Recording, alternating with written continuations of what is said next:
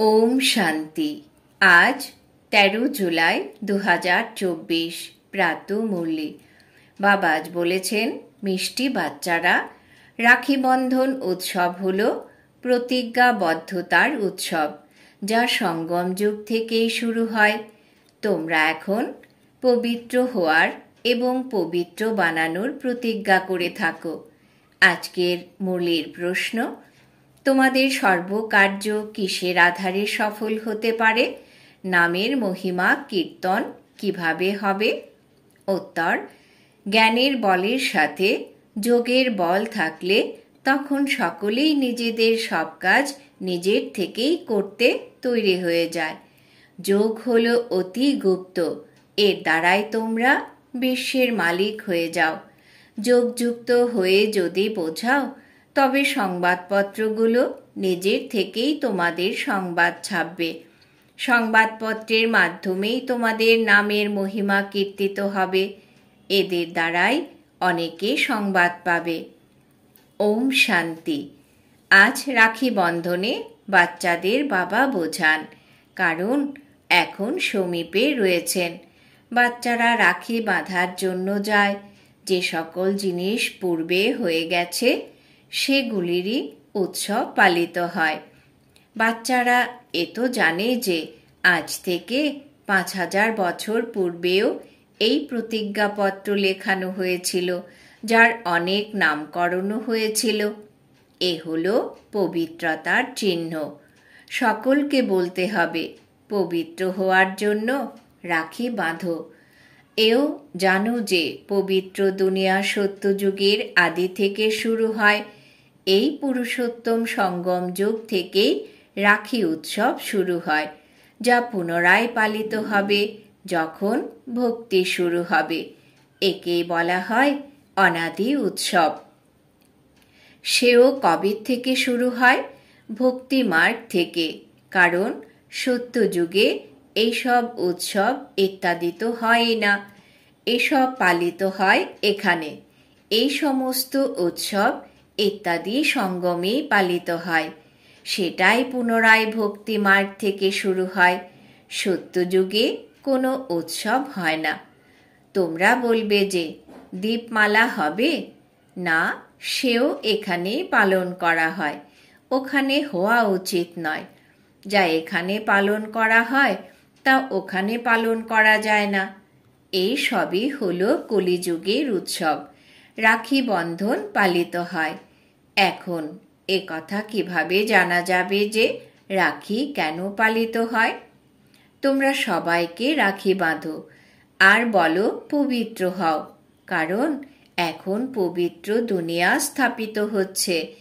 ত্রিমূর্তির চিত্রতেও লেখা থাকে, ব্রহ্মার দ্বারা পবিত্র দুনিয়ার স্থাপনা হয়। তাই পবিত্র বানানোর জন্য রাখি বন্ধন উৎসব পালন করা হয়।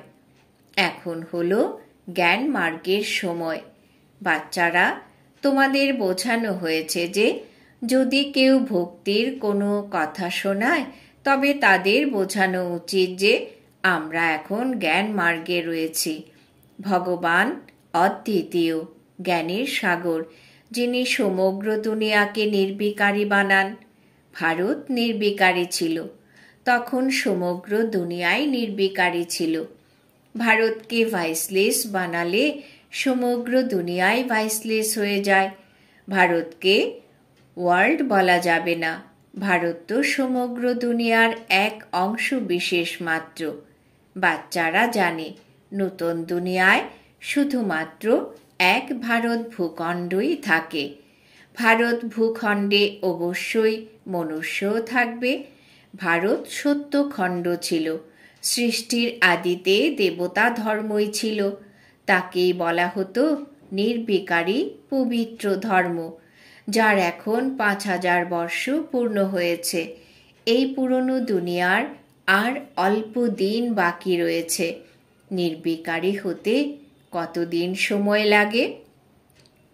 সময় তো লাগেই। এখানে পবিত্র হওয়ার জন্য পুরুষার্থ করে। এ হলো সর্বাপেক্ষা বড় উৎসব। প্রতিজ্ঞা করা উচিত, বাবা আমরা পবিত্র তো অবশ্যই হব।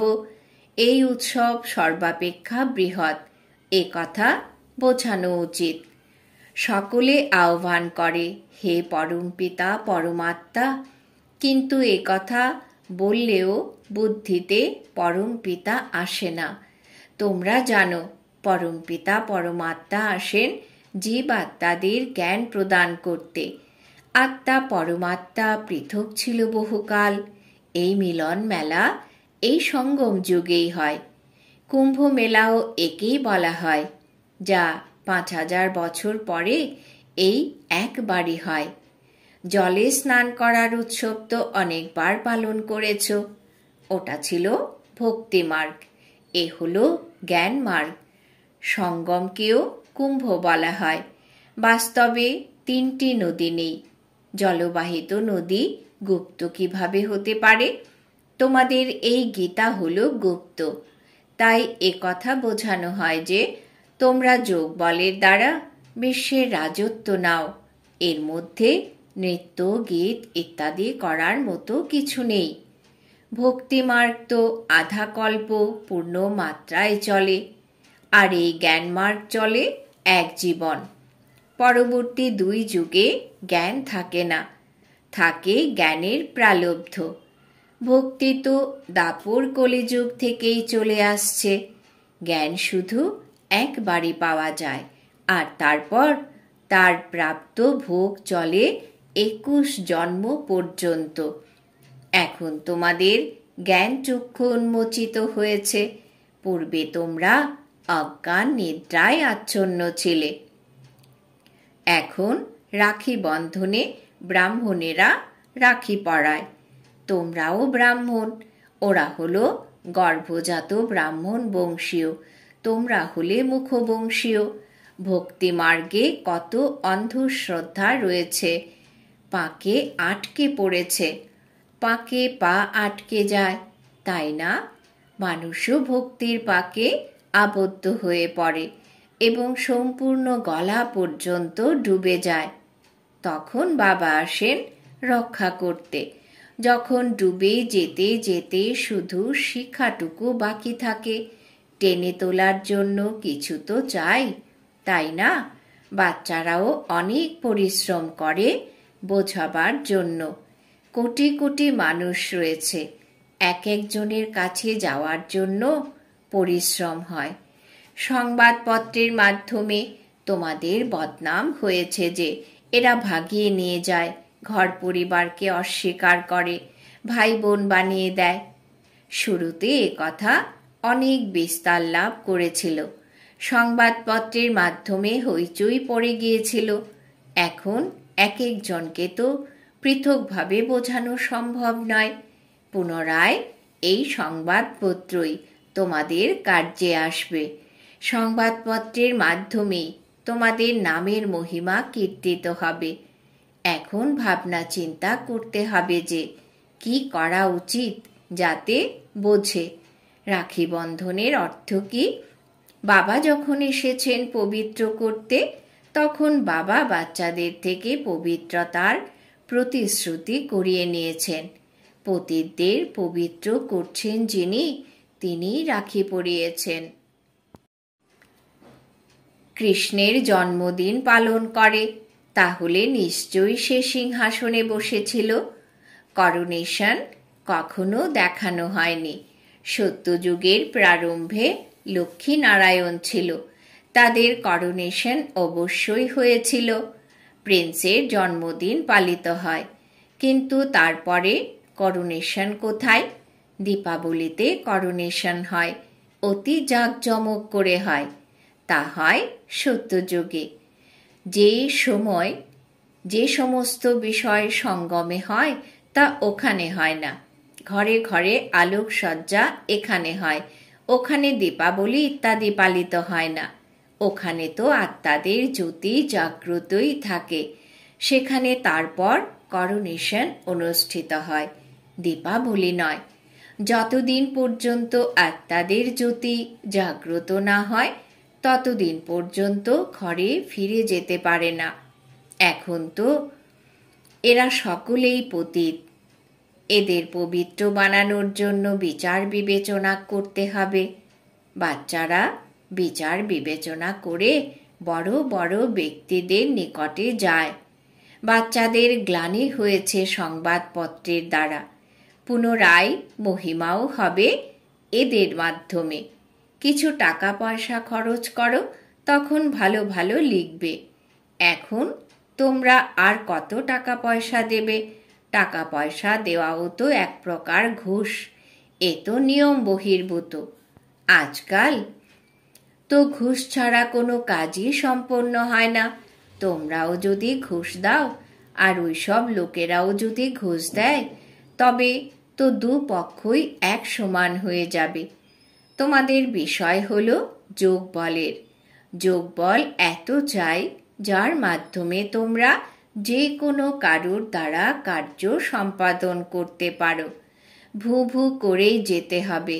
জ্ঞানের শক্তি তো তোমাদের মধ্যেও রয়েছে। এই সমস্ত চিত্রাদির মধ্যে তো জ্ঞানই রয়েছে। যোগ হলো গুপ্ত। নিজেকে আত্মা নিশ্চয় করে বাবাকে স্মরণ করতে হবে অসীম জগতের উত্তরাধিকার পাওয়ার জন্য। এ হলো গুপ্ত, যার দ্বারা তোমরা বিশ্বের মালিক হও। যে কোনো স্থানেই বসে তোমরা স্মরণ করতে পারো। এখানে বসে থাকাকালীন তোমাদের শুধু যোগ নয়, সাধনা হয়। জ্ঞান আর যোগ দুই সহজ। শুধু যদি 7 দিনের কোর্স করে নেওয়া যায়, ব্যাস, বেশি কিছুর প্রয়োজন নেই। তোমরা গিয়ে আবার অন্যদেরও নিজের সমান বানাও। বাবা জ্ঞানের শক্তির সাগর। এই দুই বিষয় হলো প্রধান, জ্ঞান এবং শক্তি। এনার থেকে তোমরা শান্তির উত্তরাধিকার প্রাপ্তি করছো। স্মরণও অতি সূক্ষ্ম বিষয়। তোমরা বাচ্চারা যদি বাইরে পরিভ্রমণে যাও, তথাপি বাবাকে স্মরণ করো। পবিত্র হতে হবে, দৈবী গুণও ধারণ করতে হবে। কোনো অবগুণ থাকা উচিত নয়। কাম বিকারও অতি বড় অবগুণ। বাবা বলেন, এখন তোমরা আর অপবিত্র হয়েও না। যদি কোনো স্ত্রী সম্মুখে থাকেও, তথাপি নিজেকে আত্মা মনে করে আমাকে অর্থাৎ বাবাকে স্মরণ করো। দেখেও দেখো না, আমরা তো নিজেদের বাবাকে স্মরণ করি। তিনি জ্ঞানের সাগর, তোমাদের নিজ সম তৈরি করেন। তাই তোমরাও জ্ঞান সাগর হয়ে যাও। এতে সংশয় আসা উচিত নয়। তিনি হলেন পরম আত্মা, পরম ধামে থাকেন, তাই পরম বলা হয়। সেখানে তোমরাও থাকো। এখন পুরুষার্থের নম্বরের ক্রমানুসারে তোমরা জ্ঞান নিচ্ছ। পাশুই তনার যারা হয়, তাদের বলা হবে যে তারা সম্পূর্ণ জ্ঞানের সাগর হয়েছে। বাবাও জ্ঞান সাগর, তোমরাও জ্ঞানের সাগর। আত্মা ছোট বড় হয় না, এমনকি পরম পিতাও বৃহৎ আকৃতির নন। এই যে বলা হয় হাজার হাজার সূর্যের থেকে তেজময়, এসব হলো গল্প কথা। বুদ্ধির দ্বারা যে রূপে স্মরণ করে সেই রূপেই সাক্ষাৎকার হয়ে যায়। এর জন্য বুদ্ধিমত্তার প্রয়োজন। আত্মার সাক্ষাৎকার বা পরমাত্মার সাক্ষাৎকার, তাহলে কথা তো একই হয়ে যাবে। বাবা উপলব্ধি করিয়েছেন, আমি পতিত পাবন, জ্ঞানের সাগর। সময় তো তিনি সময় মতো এসে তিনিই সকলের সদ্গতি করেন। সর্বাপেক্ষা অধিক ভক্তি তোমরাই করেছ, তাই বাবা পুনরায় তোমাদেরই পড়ান। রাখি বন্ধনের পরে কৃষ্ণ জন্মাষ্টমী হয়, তারপর হয় দশহরা। বাস্তবে তো দশহরার পূর্বে কৃষ্ণ আসতে পারে না। দশহরা প্রথমে হওয়া উচিত, পরে কৃষ্ণের আসা উচিত। এর হিসেবও তোমরাই বের করবে। শুরুতে তোমরা কিছুই বুঝতে না, এখন বাবা কত সমঝদার বানান। শিক্ষকই তো বোধ বুদ্ধি সম্পন্ন বানান, তাই না? তোমরা এখন জানো যে ভগবান বিন্দু স্বরূপ। সৃষ্টিরূপী বৃক্ষ কত বৃহৎ, ওপরে আত্মারা বিন্দু রূপে বিরাজমান। মিষ্টি মিষ্টি বাচ্চাদের বোঝানো হয়, বাস্তবে সমজদার তো 1 সেকেন্ডেই হওয়া উচিত, কিন্তু এমন প্রস্তর বুদ্ধি সম্পন্ন যে বোঝেই না। তা না হলে তো এ তো 1 সেকেন্ডের ব্যাপার। প্রতি জন্মেই নতুন নতুন লৌকিক পিতা পাওয়া যায়। এই অসীম জগতের পিতা তো একবারে এসে 21 জন্মের উত্তরাধিকার দেন। এখন তোমরা অসীম জগতের পিতার কাছ থেকে অসীম জগতের উত্তরাধিকার লাভ করছো। তোমাদের আয়ুও দীর্ঘ হয়ে যায়। এমনও নয় যে 21 জন্ম পর্যন্ত একজন পিতাই থাকবে না, যদিও তখন তোমাদের আয়ু দীর্ঘ হয়ে যায়, ওখানে তোমরা কখনো দুঃখ দেখবে না। ভবিষ্যতে এই জ্ঞান তোমাদের মধ্যে থেকে যাবে। বাবাকে স্মরণ করো আর উত্তরাধিকার নাও। ব্যাস, যেমন লৌকিকে বাচ্চার জন্ম হয় আর সে উত্তরাধিকারী হয়ে যায়। যদি বাবাকে জেনে থাকো তবে বাবা আর উত্তরাধিকারকে স্মরণ করো, পবিত্র হও, দৈবী গুণ ধারণ করো। বাবা আর অবিনাশী উত্তরাধিকার কত সহজ। এই অবজেক্ট সামনে রয়েছে। এখন বাচ্চাদের ভাবতে হবে সংবাদপত্রের মাধ্যমে কিভাবে বোঝাতে পারি। ত্রিমূর্তির চিত্রও দিতে হবে, কারণ তাদের বোঝাতে হবে যে ব্রহ্মার দ্বারা স্থাপনা হয়, ব্রাহ্মণদের পবিত্র বানাতে বাবা এসেছেন, তাই রাখি পরানো হয়। পতিত পাবন ভারতকে পবিত্র বানাচ্ছেন। প্রত্যেককে পবিত্র হতে হবে, কারণ এখনই পবিত্র দুনিয়া স্থাপিত হচ্ছে। তোমাদের 84 জন্ম এখন সম্পূর্ণ হয়েছে। যারা অনেকবার জন্মগ্রহণ করেছে তারাই সঠিকভাবে বুঝতে পারবে। পরে যারা আসবে তাদের খুশি কম থাকবে, কারণ তারা ভক্তিও কম করেছে। ভক্তির ফল দিতেই বাবা আসেন। কারা সর্বাধিক ভক্তি করেছে সেও তোমরা এখনই জেনেছ। নম্বরের ক্রমানুসারে প্রথমে তোমরাই এসেছ। তোমরাই অব্যভিচারী ভক্তি করেছ। তোমরাও নিজেদেরকে প্রশ্ন করো যে আমরা অধিক ভক্তি করেছি নাকি ইনি।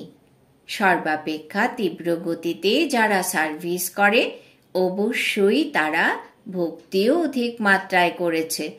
বাবা নামও লেখেন, যেমন কুমারকা দাদি প্রকাশমণির জন্য, জনক জানকী দাদির জন্য, মনোহর গুলজার রয়েছে। সকলেই হয় নম্বরের ক্রমানুসারে। এখানে নম্বরের ক্রমানুসারে বসাতে পারবে না, তাই ভাবনা চিন্তা করতে হবে।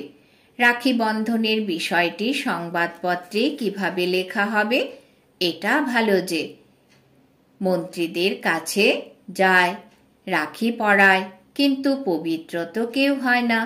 তোমরা বলো যে পবিত্র হও, তবেই পবিত্র দুনিয়া স্থাপিত হবে। 63 জন্মের জন্য বেকারি হয়ে গেছো। এখন বাবা বলেন এই অন্তিম জন্মে পবিত্র হও, খোদাকে স্মরণ করো, তবেই তোমাদের মাথার উপরে যে পাপের বোঝা রয়েছে তা নেমে যাবে। আচ্ছা, মিষ্টি মিষ্টি হারানিধি বাচ্চাদের প্রতি মাতা পিতা বাপ দাদার স্মরণের স্নেহ সুমন আর সুপ্রভাত। আত্মাদের পিতা তার আত্মারূপী বাচ্চাদেরকে জানাচ্ছেন নমস্কার। আমরা আত্মারূপী বাচ্চারা আমাদের মাতা পিতা বাপ দাদাকে জানাই স্মরণের স্নেহ সুমন সুপ্রভাত নমস্কার। ধারণার জন্যে মুখ্য সার। 1 নম্বর, পাস উইথ অনার হওয়ার জন্য বাবা সম জ্ঞান সাগর হতে হবে। কোনো অবগুণ যদি ভেতরে থাকে তবে তাকে যাচাই করে বের করে দিতে হবে। শরীরকে দেখেও না দেখে আত্মা নিশ্চয় করে অন্য আত্মার সঙ্গে বার্তালাপ করতে হবে। 2 নম্বর, যোগ বল এতখানি জমা করতে হবে যাতে নিজের সর্বকার্য সহজেই হয়ে যায়। সংবাদপত্রের মাধ্যমে সকলকে পবিত্র হওয়ার সংবাদ দিতে হবে। নিজের সমান তৈরি করার সেবা করতে হবে। বরদান: দেহবোধকে দেহি অভিমানী স্থিতিতে পরিবর্তনকারী অসীম জগতের বৈরাগী ভব। দেহবোধকে দেহি অভিমানী স্থিতিতে পরিবর্তনকারী অসীম জগতের বৈরাগী ভব। ব্যাখ্যা: চলতে চলতে যদি বৈরাগ্য খণ্ডিত হয় তো তার মুখ্য কারণ হল দেহবোধ। যতক্ষণ দেহবোধ থেকে বৈরাগ্য না আসবে ততক্ষণ পর্যন্ত কোনো বিষয়ের বৈরাগ্য সদাকালের জন্য থাকতে পারবে না। সম্বন্ধের থেকে বৈরাগ্য, এটা কোনো বড় কথা নয়। সেটা তো দুনিয়াতে যে কারোর বৈরাগ্য এসে যায়, কিন্তু এখানে দেহবোধের যে ভিন্ন ভিন্ন রূপ রয়েছে তাকে জেনে দেহবোধকে দেহি অভিমানী স্থিতিতে পরিবর্তন করে দেওয়া, এটাই হলো অসীম জগতের বৈরাগ্য হওয়ার বিধি। স্লোগান: সংকল্পরূপী পা মজবুত থাকলে কালো মেঘের মতো বিষয়গুলিরও পরিবর্তন হয়ে যাবে। সংকল্পরূপী পা মজবুত থাকলে কালো মেঘের মতো বিষয়গুলিও পরিবর্তন হয়ে যাবে। আজকের সমান আমি অসীম জগতের বৈরাগী আত্মা। ওম শান্তি।